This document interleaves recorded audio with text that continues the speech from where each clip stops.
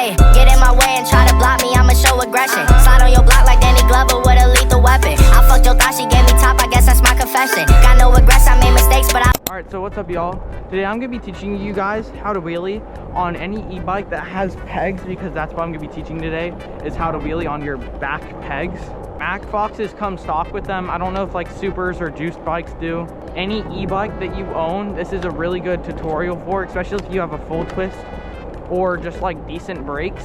My number one tip is if you have cable brakes, go ahead and switch over to higher quality brakes. Like I have McGraw MT5s, but a lot of my friends that are in my group have like these $30 brakes. I'll put them up on the screen somewhere, and they lock up with one finger, just like McGraw MT5s do. I just prefer MT5s because they're higher quality.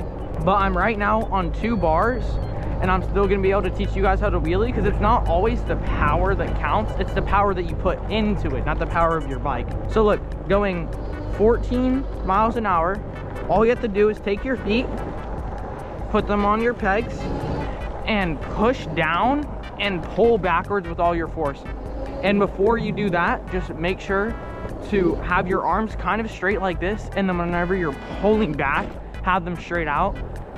What I do is I throttle in mode 3, the highest power mode, throttle, push down, pull, and feather my brake. I don't let off of the throttle at all, because it's not enough power to keep going like that.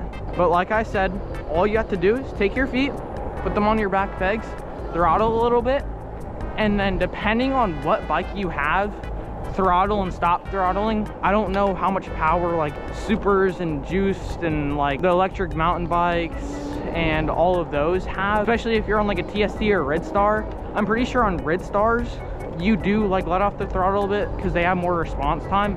I think they have the same newton meters of torque as my bike though, just my bike doesn't have as much response time on the throttle. But depending on what bike you have, this is just for Macfoxes, I recommend full pinning the entire time that you're in the wheelie, but that just depends on what bike you're on. Literally all you have to do, throttle. On my bike I full pin, push down, pull, feather brakes. Sometimes you're gonna want to drop it back a bit more. For the first couple days that you're trying, it's gonna feel like there's no progress, but for some reason, like the day after that, like you feel like you're doing the worst, you get so good at it. Like it's a weird switch, but you go from not being able to do it at all to being able to do it like literally like 10 times better.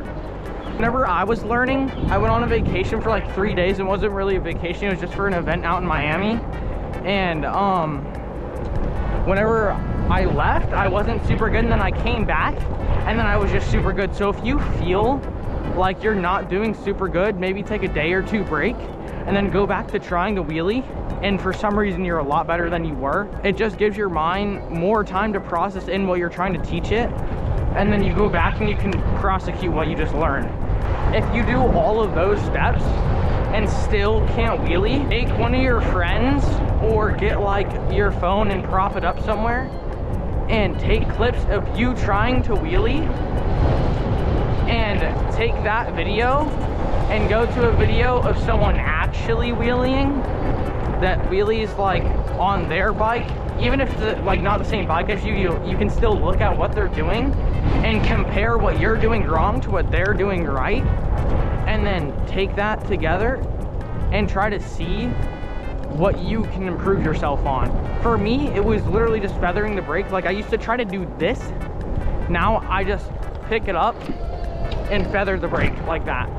Like sometimes you might want to like let go of it a little bit just to drop it back more, but whenever you're learning, I recommend always having your hand on the throttle and always having your hand on the brake. Don't try to do one hands or knee knockers or seat stands or any combos or stupid stuff like that before you know how to actually wheelie.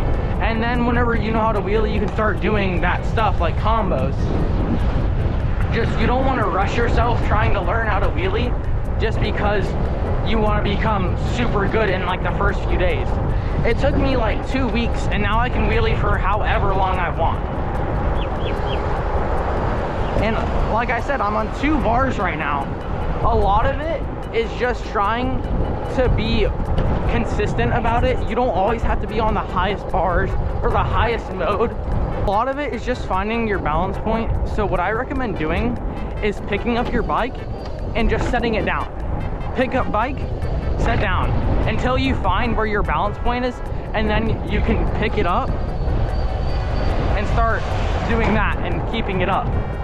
Like there, I didn't use any brake because I was just trying to show what you're supposed to be doing. But look, you pick it up and start feathering that brake until you get better. And I just started feathering the brake until I could do it more and more. Pick up.